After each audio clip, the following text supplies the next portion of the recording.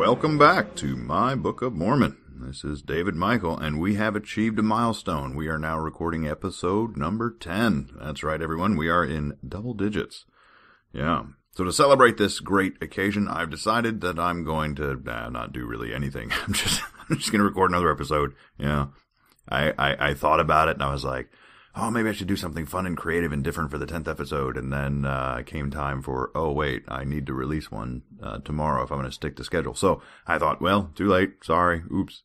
So yeah, episode 10, let's just all be excited about it. And yeah, you're pretty much going to get what you've gotten for the last 9 episodes. So if you've made it this far, I assume you like what you heard in the last 9. So maybe it shouldn't be that big of a deal that I'm not, doing anything different. Anyway. As you guys know, the last few episodes I've opened up with kind of the feedback that I've gotten from all of you to discuss it a little bit. So first of all, I got to say that the website, www.mybookofmormonpodcast.com, yes, that website, it's kind of taken on a life of its own, which I think is just great. The number of posts, I didn't really expect this to happen, so there's not like this cool forum site kind of thing. So every single episode link has its own comments and sometimes back and forth between different listeners. And it's so fun to watch it happening. So if you haven't been there yet, it's a lot of fun. We actually, have public evidence that there are, active LDS members that are listening to this podcast. I find that welcome to you guys who are listening. I'm shocked. I think, I don't know why you'd want to listen, to a show that's kind of sort of, not holding back any punches at making fun of your faith. But, if you're entertained by it, then that's fantastic. You're welcome here along with everybody else. But yeah, there are some back and forths between some of the believers versus non-believers on the site. And it's pretty fascinating to watch that happen. So if you haven't been to the site, it really has. I started at one point, I was like, oh, I gotta reply to every comment. And now the thing's just taken off, and I'm like, I'm just going to let it happen. I can't possibly reply to all of them. So yeah, I think it's great. Let's see. One fun thing. So we did the drinking game last week, right? With after every it came to pass, or after every yay, we had to take a drink. And last reading, there weren't that many. I don't think you would have been drunk. You might have been a little tipsy. But there was one listener that told me, and this was actually on the subreddit ex-Mormon, where I said, "What did you guys think of the episode?" And the only comment that I got back from that was, "That drinking game will kill someone." I was like, okay. And then someone else emailed me. Actually, this wasn't an email. This is actually posted to the episode 9 link on the website. So Carrie there warns me that it came to pass is referenced 1,296 times in the Book of Mormon. So we may have some liability risks of giving people alcohol poisoning and possibly death if we keep playing that game. So we're going to see. I think, if you want to play along, do so at your own risk.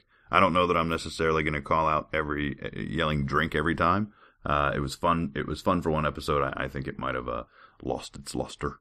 I don't know how much I can do it. So yeah, this time around, I'm just going to read the yays and the came to pass, and I won't call it out. Yeah, if you wish I did, if you wish I'd yell drink, let me know. Write me. If at least a couple of you say you want it, I'll start doing it again. It was fun. Won't lie. But I don't want to annoy people that aren't actually playing the drinking game. All right. So another thing that I learned from a lot of people as we're reading this Isaiah stuff is that it turns out that most biblical scholars date the writings of Isaiah much later than 600 BC. So there's another interesting fun fact. How could Nephi be reading brass plates with the words of Isaiah in 600 BC when they weren't written then? So this goes back. Apparently there's a word for this called anachronisms or anachronisms. I don't know how to pronounce that, but anyway, it's basically when something is out of order historically, right? So we already have the examples of the compass and the steel, and now we have quoting Isaiah when Isaiah wasn't around yet. So fun. So we're still in Isaiah. I think we have several more Isaiah chapters. And everyone warned me how, these Isaiah chapters are just torture. They're so boring to read. I had so much fun last episode. So I think I'm not intimidated by Isaiah. You don't scare me at all. We're going to keep going. All right. So hopefully everyone agreed that the last episode was entertaining. It was certainly fun to record. So I hope so. So speaking of mispronunciations, this is probably the biggest divide amongst the listeners is whether or not it's really funny to hear me mispronounce names, or whether it's really annoying for me to mispronounce names. So here's what I'm going to do. It's going to be a happy medium. what I'm going to do is I'm going to give it the old college try. First time I encounter a name, I'm going to try it. I'm not going to look it up. I'm just going to do my best. And for that particular episode, you may hear me stumbling around with that name. But before the next episode, after it's over, after I'm done recording, I will look it up so that if it comes up again, I'll try to pronounce it right. But I do need to warn everybody that even when I know how to pronounce it, I'm not used to these names, right? So when you're reading, I mess them up all the time. You know, I can't. If someone ever went back and actually took a tally of the number of times that I called Lehi Nehi, I mean, man, it's at least double digits. So yeah, even when I know their name, I still mess it up. So just forgive me for that. Doing my best, but I don't know these names at all, right? I've never read this. I've never been exposed to it, so I don't know who they are. So, you know, and speaking of that point, someone also said, well, there's a pronunciation guide at the end of the book. It's like, well, yeah, but what was the commitment from the beginning? It was always going to read this book cover to cover without reading ahead. So I can't go to the end. Wish I could. You know, if they put the pronunciation guide in the beginning, well, then I would have no excuse. I really wouldn't. I would have to look at them because we would have started with that. But no, it's at the end, and I can't look ahead. That's the rules. That's the rules. So I'll tell you, if you want a podcast where somebody knows what's coming, right? They understand what's in it, and they're going to have this really well thought out, thoughtful analysis and pronounce everything correctly. That is not this podcast. It's just not. So I know a lot of people write me and say, oh, I wish you did that. And I'm like, well, yeah, but that's not what the show is. You know, if I don't know if that show exists where someone's reading the Book of Mormon and that's actually educated about it and able to give, good analysis. I'm never, that's not what this is. This is me reading it for the first time.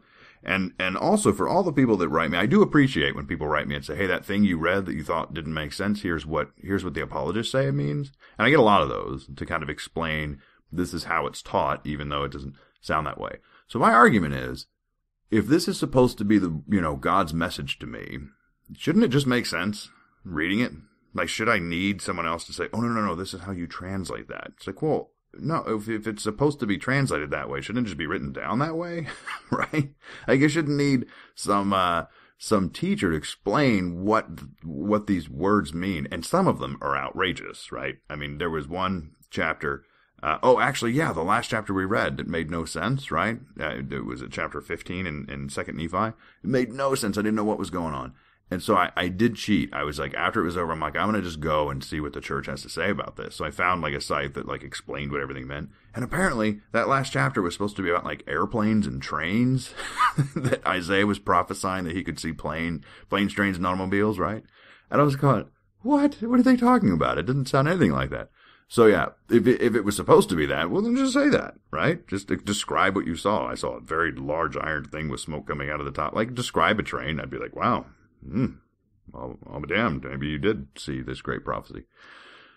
Anyway, so there you go. I'm not going to read ahead. I don't care how many people say it'd be nice if you were more prepared. That's not what this podcast is. This podcast is me reading it for the first time. You're going to get if I'm shocked when I read something, you're going to hear it. If it doesn't make sense, then I'm going to say it doesn't make sense.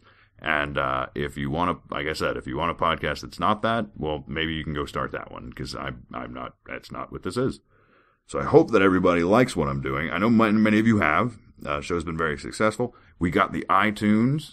I got 25-star ratings. Yeah, 20. So thanks, you guys. Got me up to 20. I was very excited about that. 10 episodes, 25-star reviews. That's awesome. So thanks to everybody that did that. For those that haven't, I'm not going to shut up about it. So, do that. And then Facebook last week, I had a call to arms. So we only have 23 likes. I said, just want to get to 30. That's all I want. You guys got me to 37. Well done. What great listeners. You guys have really picked up the banner and run with it. Oh no, you've picked up the ensign. That's right. In the last episode, remember, they kept talking about this ensign that everybody was running towards. I'm like, why is everyone running towards this low-ranking naval officer? It doesn't make sense. Turns out there's a second meaning for ensign, which is like a banner or something like that. And so I was like, oh, okay. So they're holding up a flag or something. Anyway. So that's what that one meant, according to someone that emailed me, which they could be wrong too, but I assume that they know more about this than I do, since I know nothing. All right. So that was all the intros I had for today. And I again want to say thanks to everybody for listening, for contributing, for going to the Facebook page and liking it, for leaving 5 stars on iTunes. I still don't have any ratings on Stitcher. That's okay. I don't really know that much about Stitcher anyway, but I was told by some fellow podcasters that, hey, for the rest of the world that doesn't use iPhone, Stitcher is kind of the number one, so I got it up there, so it's there. There you go. And that is enough for now. So we are going to jump right into chapter 16 in this book of 2nd Nephi, or Nephi 2, or 2 Nephi. I assume you say 2nd Nephi, probably? Yeah, 2nd Nephi, chapter 16. That has a nice ring to it. So off we go. And for those of you who don't know, I've mentioned it before, we're still in the Isaiah chapters. So this is, I think, supposed to be like Nephi reading from the Isaiah plates, or whatever, right? That's what it is. Okay, verse 1. In the year that King Uzziah died, I saw also the Lord sitting upon a throne, high and lifted up, and his train filled the temple. So there you go, right off the bat, after we had this whole long conversation about pronunciation, I get Uzziah, U-Z-Z-I-A-H. So I'm calling him Uzziah. And, I have a feeling that his name won't come up again, because just like it's the year he died. That's helpful.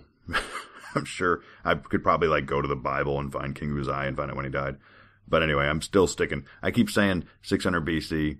I think based on people's age, maybe 50 years might have passed, maybe. So maybe it's 550 BC now. But anyway, if you want the specific year of where we are, King Uzziah's death year. There you go. And also, what's this about the Lord has a train that filled the temple? Like a wedding dress train? What is he wearing that he would have a train that filled the temple? Maybe it's like a robe, but just way too big for him. I don't know. It's funnier to think of him in a big old wedding dress, with this great big train that's dragging around everywhere. Yeah, that's maybe, yeah. Okay, above it stood the seraphim. Each one had 6 wings. With twain he covered his face, and with twain he covered his feet, and with twain he did fly. So first of all, seraphim, if I remember right from what I know of the Bible, is the highest of the angels. And apparently there's only one of them, because it said the seraphim. So apparently in this heaven, in Mormon heaven, there's one seraphim, and he has 6 wings. And then twain he covered his face, twain feet. What does twain mean? I mean, in context, it sounds like 2, right? Because if he has 6, and it's saying he covered his face with 2 of his wings, covered his feet with 2 of his wings, and he flew with the other 2. I guess that's what that means. Yeah. If twain means something else, then it doesn't make any sense. So I'm assuming twain means 2 in whatever Old Englishy they wrote this in. All right, so we have this angel, and he's covering his face and his feet. Covering his face. That's kind of like the, what are they, the weeping angels from Doctor Who? If anyone watches Doctor Who, that'll be pretty funny. But for those that don't, never mind. So I'll just move on. And one cried unto another and said, Holy, holy, holy is the Lord of hosts. The whole earth is full of his glory. Man, that is a fine compliment right there. And the posts of the doors moved at the voice of him that cried, and the house was filled with smoke. What? Are they still in heaven? I guess they're in heaven. It says they're sitting upon a throne high and lifted up with his big train. So yeah, and now this heaven, not only is it filled with a train from God's wedding dress, we've also got the doors shaking and stuff like that. Yeah, and it's filled with smoke, so now nobody can breathe. It's a pretty rough room to be in. Then I said, Woe is unto me, for I am undone, because I am a man of unclean lips, and I dwell in the midst of people of unclean lips. For mine eyes have seen the King, the Lord of hosts. All right, so I assume I in this case is Isaiah, I think. So we're going to say Isaiah somehow got transported into heaven. Don't know how, but there he is. And now he's saying that he's kind of unworthy to see God because his lips are unclean. Well, brush your teeth. Solve that problem. All right. Then flew one of the seraphim unto me. Okay, sorry. There is more than one seraphim. Before it just said the seraphim, but now it's saying one of the seraphim. So we apparently got lots of angels.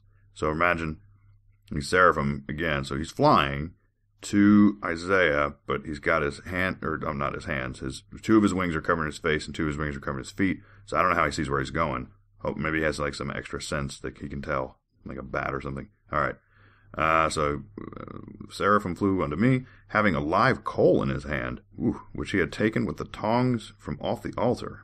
He has a live coal. That's got to burn. Well, first of all, okay, so there's 2 things, 2 possibilities. Either the seraphim angel has got superhuman power so that this doesn't burn him, right? He can hold a live coal in his hand and it doesn't burn him. In which case, what do you need the tongs for? Just reach in there and grab it, dude. You don't need tongs to get a live coal. Just take it. It doesn't hurt you. Yeah. Or the other option is it does hurt him, in which case the tongs make sense. But now it's why didn't you just leave them in the tongs? If you had to transport a live coal, why would you put it in your hand? So neither one of those scenarios makes any sense.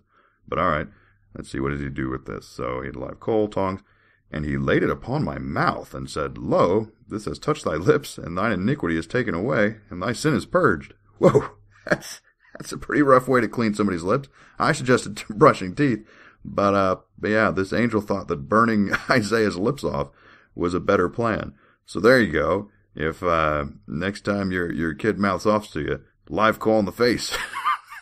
That's a good solution. Now your lips are clean. Yeah, wow. All right. So now his sin is purged because he gets his lips burned off. That's fantastic. Also, I heard the voice of the Lord saying, Whom shall I send? And who will go for us? Then I said, Here I am, send me. Well, how is he talking? If he's got his lips burned, it's probably like, Here I am, send me. What? But where? Go where? Whom shall I send and who will go for us? Where? Yeah, I'll tell you, Isaiah, you might be volunteering early for this, right? That's like, I need a volunteer, and this is the guy in the room whose hands always goes up first, right? It's like, but hey, you don't know what it's for. At least hear what the job is. Anyway. And he said, Go and tell this people, hear ye indeed, but they understood not, and see ye indeed, but they perceive not. Wait a minute. So he wants Isaiah to go tell people about God, but they're not going to understand, and they're not going to see it or understand it. This sounds like a great mission, Isaiah. Go waste your time, because people aren't going to hear. All right. Make the heart of this people fat, and make their ears heavy, and shut their eyes, lest they see with their eyes, or hear with their ears, and understand with their heart, and be converted and be healed. What? Why would he do this? He's telling Isaiah, go down there and make the heart of them, their hearts fat. I don't know, high cholesterol diet, I guess, would be how you'd solve that one. But the rest of it, make their ears heavy, shut their eyes, basically make sure they can't see or hear or understand, because if they could, they'd be converted and healed, and we don't want that. Why wouldn't you want that? That's just, you're sending a human on a mission to screw a whole bunch of people over. I don't understand the logic of that at all. I don't know the motive. Anyway. Then I said, Lord, how long? And he said, Until the cities be wasted without inhabitant, and the houses without man, and the land be utterly desolate. Wow, he's talking full-out genocide here. Why? Oof, I don't know what's happening, or why. Anyway. And the Lord have removed men far away, for there shall be a great forsaking in the midst of the land. But yet there shall be a tenth, and they shall return, and shall be eaten as a teil tree, and as an oak tree, whose substance is in them, when they cast their leaves, so holy seed shall be the substance thereof. All right, the end did not help clarify what's going on. So I guess it's not full genocide. It sounds like 9/10 of them will die. That's beautiful. And it doesn't really say how either. He's just going to make them not hear the word of God, so they can't be converted or healed for whatever reason. And then I guess they're going to eat trees or something. Why? I've never eaten teil tree, I admit, but maybe it's a lovely delicacy. But apparently going to eat some teil tree, and then an oak whose substance is in them when they cast their leaves off. I don't know, bark, acorn, something about a holy seed of an oak. Whatever. That one, letting it go. Moving on. You know, reach those points where something just doesn't make any sense, and then I just say, let's keep going. So that's what happened. And once again, this is a short one. Chapter 16 is done. Moving on to chapter 17. Let's just jump right in. And it came to pass in the days of Ahaz, the son of Jotham, the son of Uzziah, king of Judah, that Rezin, the king of Syria, and Pekah, the son of Remaliah, king of Israel, went up to Jerusalem to war against it, but could not prevail against it. Okay, so I have to admit, the one time I had to pick this show, didn't I? I picked this show to be the one about, I'm not going to look up how to pronounce names. And then what are we, a few minutes in? And it's all these names. What did I have? Ahaz, Jotham, Uzziah, Rezin, Pekah, Remaliah. This is hardcore. Anyway, the bunch of people, I think it seems like, I don't understand how the king of Israel would go to Jerusalem to war against it. Isn't Jerusalem the capital of Israel? I don't know. Well, maybe the layout was different then, but that just seems funny. So it's the king of Judah, king of Syria, and the king of Israel are going to go fight Jerusalem. Interesting. And it was told the house of David, saying, Syria is in confederate with Ephraim, and his heart was moved, and the heart of his people, and the trees of the wood are moved with the wind. What's so special about trees moving in the wind? That seems like that happens regardless of the status of David's heart. But anyway, they wanted to point that out for us. Then said the Lord unto Isaiah, Go forth now to meet Ahaz, thou and, Shear-jashub, thy son. Man, I picked the wrong show to not look up words. All right, so he has to meet Ahaz and his son Shear-jashub. There you go.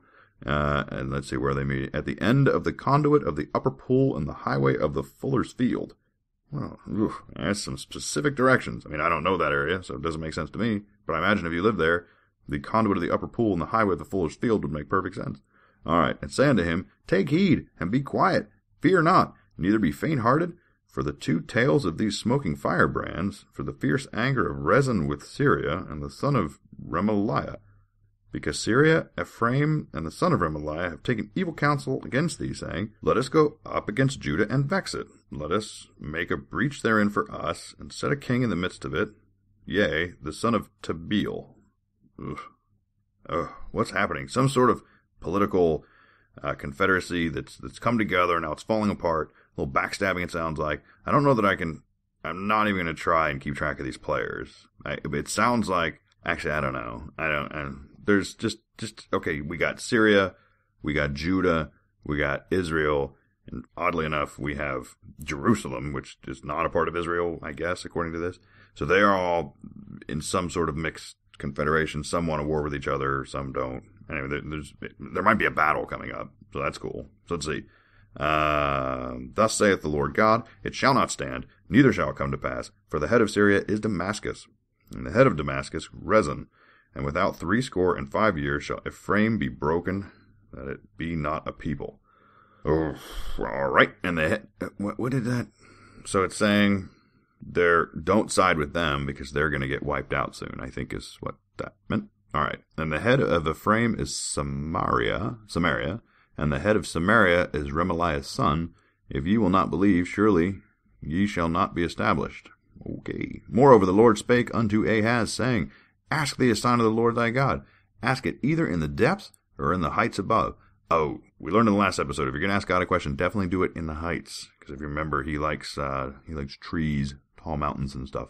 So I would not look for God in the depths. No, he's not going to be there, especially not in a cave. Oh, he can't get anywhere near those, remember? But Ahaz said, I will not ask, neither will I tempt the Lord. And he said, Hear ye now, O house of David. Is it a small thing for you to weary men? But will ye weary my God also? I don't know what that means. So Ahaz said, I'm going to ask God. I'm not going to do that. And then Isaiah said to him, like, you lead over men, so why can't you ask God or something along those lines? All right. Therefore the Lord himself shall give you a sign. Behold, a virgin shall conceive, and shall bear a son, and shall call his name Emmanuel. Butter and honey shall he eat, that he may know to refuse the evil and choose the good. But before the child shall know to refuse the evil and choose the good, the land that thou abhorrest shall be forsaken of both her kings. All right, so obviously this is some sort of prophecy about Jesus. But, so again, this is, we know, we've been told that Isaiah was written, after 600 BC, so it doesn't make sense. But let's just stay true to this. So you got Nephi, 600 BC, reading from plates, this story, right? So Isaiah told some king, like, hey, the Lord's going to give you a sign. The Lord himself shall give you a sign, right? And what's the sign? Oh, in several hundred years, a virgin's going to give birth to a Messiah. That's your sign. You'll be long gone. But, yeah, how would this king be looking at me like, well, even if you're right, I'll never know. I'll be long gone. You're talking about, that's just silly. All right. The Lord shall bring upon thee, and upon thy people, and upon thy father's house, days that have not come from the day of Ephraim, departed from Judah, the king of Assyria. You're going to bring him days. What does that mean? You can't bring someone days. And it shall come to pass in that day that the Lord shall hiss for the fly that is in the uttermost part of Egypt, and for the bee that is in the land of Assyria. What does it mean the Lord will hiss? What is it, like a cat, like hissing at flies?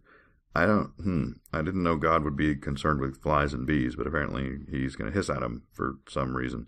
And they shall come, and shall rest all of them in the desolate valleys, and in the holes of the rocks, and upon all the thorns, and upon all bushes. Well, for the ones in the rocks, they're safe. Everybody else sounds like they're having a rough time of it. But I would definitely vie to be in the holes of the rocks, because God can't smite them there. Yeah. In the same day shall the Lord shave with a razor that is hired by them beyond the river, by the king of Assyria, the head, the hair of the feet, and it shall also consume the beard. What's happening? Here we go again. Bunch of words. Random word generator coming out again. All right, so the Lord's going to shave with a razor that is hired. So I guess he's going to go to a barber shop to get his shave that day. Oh, okay. But the people beyond the river, the head, the hair of the feet will consume the beard. So his hair on his feet are going to get the hair's going to get so long that it's going to intermingle with his beard hair. Could you imagine how ugly that would be? Yeah, if you saw someone and it's got his beard is so long and his hair on his feet are so long that they've somehow intermingled and tangled up and now he can't walk or lift his head. That's horrific. It's probably a metaphor for something, but I don't know what it would be. So anyway, whatever. It's more funny to think about someone's foot hair being tangled with their beard. That's a funny image anyway. And it shall come to pass in that day, the man shall nourish a young cow and 2 sheep. All right, good for him. And it shall come to pass, for the abundance of milk they shall give, he shall eat butter. For butter, honey, shall everyone eat that is left in the land. You're not going to live very long on butter and honey, got to tell you. And I also understand, where do they get the honey? So they're talking about, he's got a cow and 2 sheep. And what do you get out of cow and sheep? Butter and honey. Yeah, that's not right. Butter, yes, but not the honey. And it shall come to pass in that day, every place shall be where there were 1,000 vines at 1,000 silverlings, which shall be for briars and thorns. All right, so their vineyards are getting eaten up by thorns. Bummer. With arrows and with bows shall men come thither, because all the land shall become briars and thorns. Wait, what now? Why would people... So now that the whole land is nothing but briars and thorns, now people want to come and take it? I don't know that it would be that attractive a land. Anyway. And all hills that shall be digged with the mattock, there shall not come thither the fear of briars and thorns, but it shall be for the sending forth of oxen and for treading of lesser cattle. Okay, so as long as you have a mattock, everybody go out and get yourself a mattock. And, if you're not sure what that is, M-A-T-T-O-C-K, mattock. I assume it's some type of farming equipment, something to chop away briars. So get a mattock, and then you'll be fine. You can send forth your oxen and the treading of lesser cattle. Very nice. All right, chapter 18. Moreover, the word of the Lord said unto me, Take thee a great roll, and write in it with a man's pen, concerning Maher-shalal-hash-baz. All right, first of all, I love writing it with a man's pen. Yeah, don't use a kid's pen. For God's sakes, don't use a lady's pen. You need a man's pen. And I guess take a great roll? Does that mean do a census or something? Anyway, but it's concerning Maher-shalal-hash-baz, whoever that is. It sounds Muslim name. Weird. All right, whoever wants to see if we'll find out who he is. And I took unto me a faithful witness to record Uriah the priest, and Zechariah the son of Jeberechiah. I'm telling you, I really just picked the wrong episode to announce that I wouldn't, be looking up names. Thank goodness, though. If I had committed that I'd look up these names ahead of time, I would have spent hours. I've lost track. Yeah, remember I promised before I'm going to go and look them all up after the episode? Yeah, that's not going to happen. There's no way I'm looking all these names up. There's absolutely no way. We've encountered at least 20 now that I'm clueless as to how you're supposed to pronounce them. Anyway, and I went unto the prophetess, and she conceived and bare a son. Well, that was easy. He just went unto the prophetess. Yeah, I love this. Is that his wife? It doesn't say it is. He just went unto her. Yeah, that's what she was worth. She was there to conceive and bear a son. Her character is now done. We don't know her name. We don't know how she was related. All we know is that Isaiah banged her, and she popped a kid out. So, you've fulfilled your role. Step aside, prophetess. Yeah, I mean, she's a prophetess, so you think she'd have a higher status. Like, it would mean that she's a female prophet. But nope. I don't care. I don't care what your title is. Just give me a baby. And so anyway, so Isaiah has a son now. Great. Then the Lord said unto me, call his name Maher-shalal-hash-baz. Oh, so there it is. It's Isaiah's kid. And I love this too. Can you imagine? Isaiah's got this kid.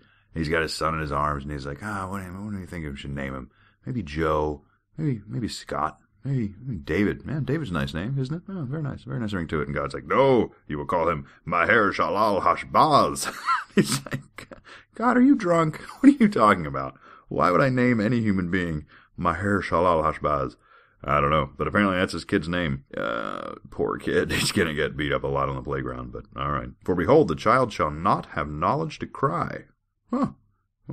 That's cool. I'd like to have a baby that didn't know how to cry. That would have made the first few months quite a bit easier. Anyway, my father and my mother, before the riches of Damascus and the spoils of Samaria shall be taken away before the king of Assyria.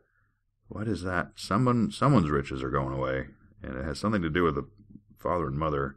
Damascus and Samaria are getting their riches taken away, and I think they're being given to Assyria. Okay. So for those of you interested in the geopolitics of this era, hopefully that helped you out. And the Lord spake also unto me again, saying, forasmuch as this people refuseth the waters of Shiloah that go softly, and rejoice in Rezin and Remaliah's son. Okay, they don't want the water from whatever. They didn't drink water, so that's bad for some reason. Now therefore, behold, the Lord bringeth up upon them the waters of the river, strong and many. Even the king of Assyria and all his glory, he shall come up over his channels and go over all his banks. So this sounds like a flood, right? He's raising the waters of the river, and it's going, even over the king of Assyria, who is now rich apparently, because he got all the riches from Damascus and Samaria. So apparently his richness isn't stopping these waters. So there you go. And he shall pass through Judah, he shall overflow and go over. Whoa. So now this river he's a he now. Okay, so the water is a he. Is this supposed to be a person? I don't think so. It said, the Lord bringeth up upon them the waters of the river. So now it's like he shall pass through Judah. That's, maybe it's the Lord's like surfing on the water? I don't know. Anyway, he shall pass through Judah. He shall overflow and go over. He shall reach even to the neck, and thy stretching out his wings shall fly the breadth of thy land, O Emmanuel. I don't know what my visual in my head should be. If it's like this river that's come to life, or if there's someone on the river. We'll just say that this is all metaphor for a big flood. That seems like it's what it is. Associate yourselves, O ye people, and ye shall be broken into pieces. Wait, what? If you associate yourselves, you'll be broken into pieces. Okay? And give ear, all ye of far countries. Gird yourselves, and ye shall be broken into pieces. Gird yourselves, and ye shall be broken into pieces. Yeah, I didn't read the last sentence twice. That was two separate sentences that said the exact same thing. Gird yourselves, and ye shall be broken into pieces. Oh, so that's important, apparently. It said it twice. So no girding. If you gird, yeah, you can be broken into pieces. That doesn't sound like a pleasant way to go. Take counsel together, and it shall come to naught. Speak the word, and it shall not stand, for God is with us. All right, so this is sounds like it's saying, don't associate yourselves together, certainly don't gird, and don't take counsel together. So really, they just want to kind of shut off any type of interhuman communication for some reason, and because God's with us. So I guess like if you've got God in your life, you don't really need to associate yourself with other humans. Okay, for the Lord spake thus to me with a strong hand, and he instructed me that I should not walk in the way of this people, saying, say ye not a confederacy to all to whom this people shall say a confederacy, neither fear ye their fear, nor be afraid. I guess this is the argument. So it's like, if you try to just band yourselves together, right, then no one's going to be afraid of you. So that's not going to help. What's a confederacy without some good fear backing it? I guess. All right. Sanctify the Lord of hosts himself, and let him be your fear, and let him be your dread. There you go. So don't be afraid of that army coming over the hill with brandishing swords and screaming and ready to take your town. No. Just be afraid of the Lord. Yeah, that's all. Because these confederacies, no reason to be afraid of them. Yeah, these countries have banded together to come attack you. Don't be afraid of them. Be afraid of God. Right. That sounds logical. And he shall be for a sanctuary, but for a stone of stumbling, for a rock of offense to both the houses of Israel, for a gin and a snare to the inhabitants of Israel. Yeah, okay, this is interesting. So it's like, don't be afraid of these confederacies, which is kind of like those countries that were banding together to come attack. Don't be afraid of them, because God is going to do much worse things to you. That's what it says here. Okay. I mean, they could probably be afraid of both, don't you think, Isaiah? Because the army is a real threat. But, maybe God's going to mess with them too. And many among them shall stumble and fall, and be broken, and be snared, and be taken. Bind up the testimony, seal the law among my disciples. Is this where they're hiding the plates? Is that what's happening? I mean, we still don't know how they're going to get it to America, Oh, no, wait, we do know, right? Because Nephi stole it from Laban. Okay, fair enough. Okay. So they're hiding it with, I guess, Laban. Well, at least eventually it makes its way to Laban. But, all right. I'm just trying to get back to where this is relevant to the story. And I will wait upon the Lord that hideth his face from the house of Jacob, and I will look for him. Good luck. Go look for the Lord. Okay. Behold, I and the children whom the Lord hath given me are for signs and for wonders in Israel from the Lord of hosts, which dwelleth in Mount Zion. Oh, he knows where he is. Wait a minute. God lives in Mount Zion? Well, come on. Why don't we all just go meet him? Isn't that a physical place? Isn't there really a Mount Zion? I think there is. So apparently God lives there. And somehow his signs are his children? Wait, what? The Lord? Whatever. I don't know. He knows where he is. So I don't know if he just needs to go look for him. He just needs to take a trip to Mount Zion and talk to him for some reason. And when they shall say unto you, seek unto them that have familiar spirits, and unto wizards that peep and mutter. Well, there you go. Wizards are peeping and muttering. They don't sound like very powerful wizards. Should not a people seek unto their God for the living to hear from the dead? What? Wait, what? Is this a good thing or bad thing? Why? They're not looking to their God for the living to hear from the dead. Maybe this is back to that whole zombie thing that we had a few episodes ago. They're listening to the dead. Is this the peeping and muttering? Is they're talking to the dead? That's just a strange wording. It probably means something to someone, but for me, that was, I don't know what. I'm moving on. To the law and to the testimony, and if they speak not according to this word, it is because there is no light in them. Well, I mean, light a candle then, if you can't read it. That seems easy enough to solve. And they shall pass through it hardly bestead and hungry, and it shall come to pass. That might be like one of the first comes to pass. You actually could be playing this drinking game and be quite okay with this episode. So there you go. Come to pass, drink. Said I wouldn't do it, but I'm doing it this once. That when they shall be hungry, they shall fret themselves and curse their king and their God and look upward. Wow. Cursing their king and God, and now they're looking up. But I think I know what's happening here. You know what they did? They just cursed their king. They cursed their God. Now they're looking up at the sky like, is anything going to happen? Is that anything? Anything? Are we getting smoked? Are we being smoked? Do we have to go to a cave now? Yeah, and they're looking up to see what's going to happen. And they shall look unto the earth, and behold trouble, and darkness, and dimness of anguish, and shall be driven to darkness. So see, they looked the wrong way. They looked up, waiting for God's bitch slap from the sky. Turns out, God was making the earth a dimness of anguish. So there you go. Joke's on them. That was the end of chapter 18. I'm not sure if we have a progressed story at all. This is the fun part of the reading. This is a break. This is a break from the whole Nephi family drama, right? This is just us going in to, some rambling nonsense, and we're going to try and pick it apart word by word. And, this is just fun. This is just a distraction from the story. So we're just going to keep going with it. They can go as long as they want. I will not be intimidated by Isaiah. I will continue to read it. And so far, it's still pretty fun. I love picturing Isaiah with no lips, by the way, since he had, went up to heaven and they burned him off. So it's just funny to think about that. What would that prophetess have thought? Then walks Isaiah with his lips just burn off, and he's like, I must have you. And she's like, God, okay, can I close my eyes during this? Anyway, okay. Nevertheless, the dimness shall not be such as was in her vexation. And at first he lightly afflicted the land of Zebulun and the land of Naphtali, and afterwards did more grievously afflict by the way of the Red Sea beyond Jordan and Galilee of the nations. So basically everybody's getting afflicted. There you go. Nothing like a bad affliction. The people that walked in darkness have seen a great light, and that they dwell in the land of the shadow of death, and upon them hath the light shined. Wait, what? They're in the people that walked in darkness, now they have a light shining on them for some reason. They must have done something right, because they were in the shadow of death, but now they have a light shining on them. So, that's looking up, okay? Thou hast multiplied the nation, and increased the joy before thee, according to the joy in harvest. And as men rejoice when they divide the spoil. There you go. So it sounds like they did something right. So they had all this affliction, and now they got the light back, and they're getting everyone. They're all joyful. They got a good harvest this year. Yeah, things are looking up. Thou hast broken the yoke of this burden, and the staff of his shoulder, and the rod of his oppressor.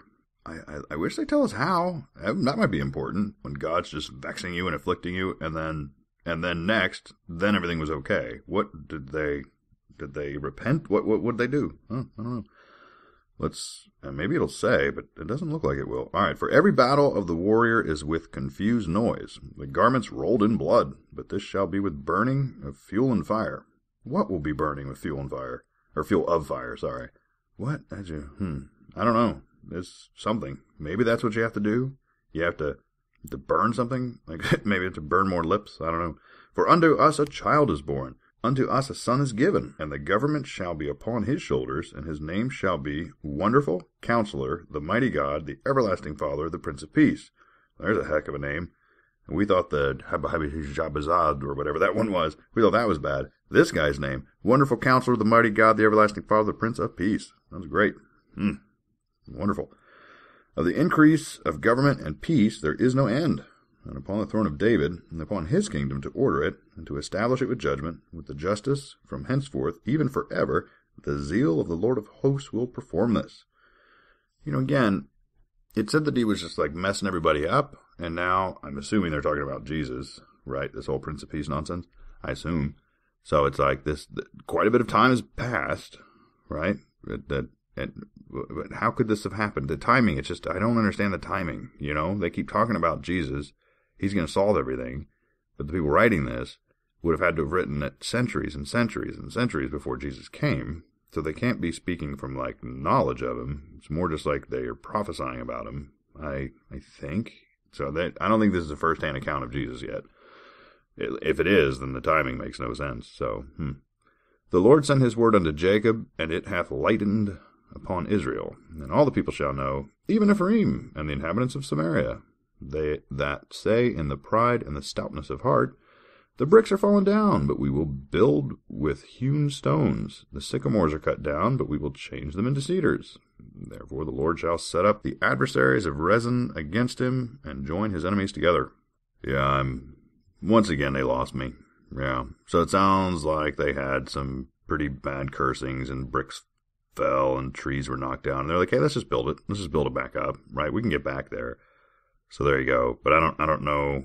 But now the Lord is sending enemies against them. Why? He set up adversaries of Rezin. So they're saying, hey, we've had a bad time. Let's rebuild. Things are looking good. Good harvest. Everyone's got joy now. Everything's great. And now the Lord's like, yeah, I'm going to send some enemies to come kill you. Thanks, God. Thanks for having my back. Love being your chosen people. This is a great status. The Syrians before and the Philistines behind, and they shall devour Israel with open mouth. Thanks, God. Appreciate you. That was solid. Real solid you pulled for us there. For all this his anger is not turned away, but his hand is stretched out still. Oh, there you go. For whatever they did. It was funny, right? They were all afflicted and vexed, and things were just awful. But then everything started looking good, and they were all like, oh, thank goodness, we're past that curse or whatever it was. And then God's like, what? Not so fast. Not so fast. Here you go. Yeah, my hand is still stretched out. I'm bitch-slapping everybody. For the people turneth not unto him that smiteth them, neither do they seek the Lord of hosts. Well, why would you seek the Lord of hosts? He's just screwing you over left and right. I wouldn't be seeking the Lord of hosts. He's not exactly acting like a good friend right now. Therefore will the Lord cut off from Israel's head and tail, branch and rush in one day. All right, okay. He's chopping up Israel. Bummer. The ancient, he is the head, and the prophet that teacheth lies, he is the tail. All right, so ancients, you're gone. Chopped you out. So any old people in Israel are gone. Just, wow, done. And prophets that are lying, they're chopped off. See ya. Gone. All right. For the leaders of this people cause them to err, that they are led of them are destroyed. All right. So, more smiting. Therefore the Lord shall have no joy in their young men. Oh, okay. Well, at least it said that he will not have joy in the young men. Yeah, if it said that the Lord will have much joy in their young men, that would have been more disturbing. Although it does make it sound like that their punishment is that the Lord's not going to have any joy in their young men. Yeah, not with their young, in them. Yeah, so, it does imply that if they weren't being punished, the Lord would be having joy in the young men. So, thank goodness, during this punishment, the young men are off the hook. They don't have to make sure the Lord gets some joy out of them. Neither shall have mercy on their fatherless and widows, for every one of them is a hypocrite, and an evildoer, and every mouth speaketh folly. For all this, his anger is not turned away, but his hand is stretched out still. I love the picture of that hand. I just have this image of this hand in the sky, just poised back for another slap. That's awesome. Yeah. So apparently, fatherless and widows, they are evil people.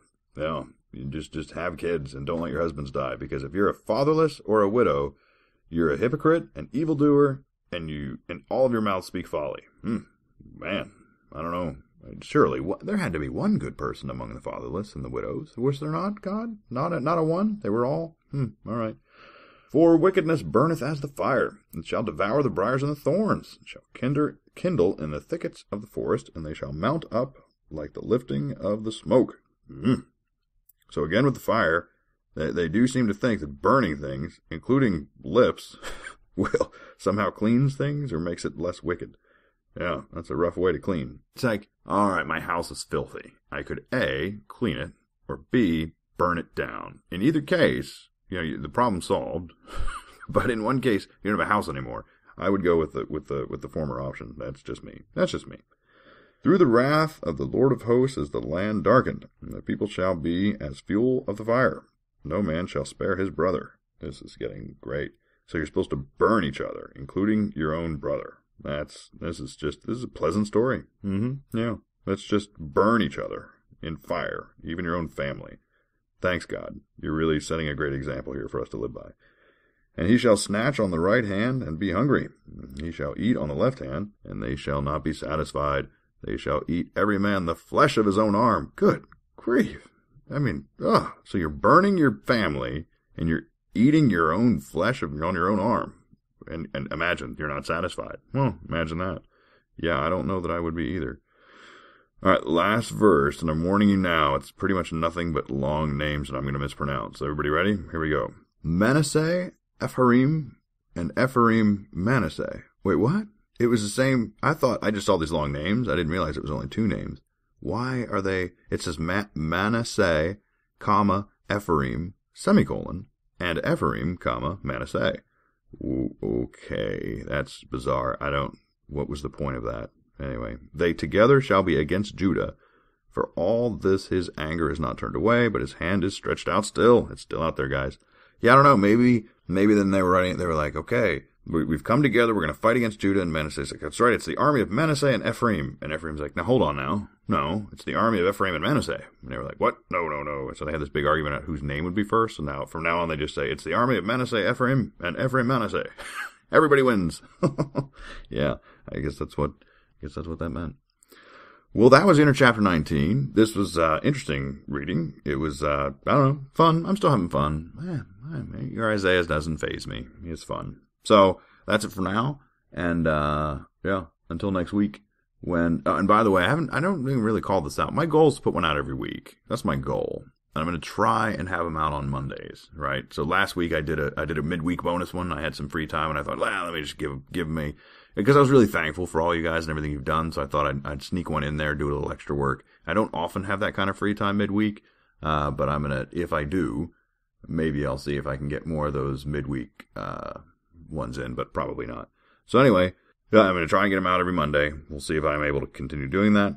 Then I'm going to try and do one every week. So that was in 19. We're going to be on Nephi a while. I did look up, and there's 33 chapters in 2nd Nephi. I don't know what's after it. Maybe 3rd Nephi. I don't know. But yeah, so if you're sick of Nephi, well, actually, how can you be sick of Nephi? He hasn't come up in several episodes. This is all Isaiah, but we're still reading 2nd Nephi. Anyway, you guys know that. All right, so everyone keep being awesome. Keep doing everything you're doing to spread the word about the show, posting it on all of your forums and your Facebook pages and all that good stuff that you guys do. Rate me on iTunes to get us further up the rankings so people can see it. Maybe here's a challenge: be the first one to rate this show on Stitcher. There you go. And if you're like, what's Stitcher? I don't know. It's a free app. Just download it, search for the show, and just hit 5 stars. You'll be the first one.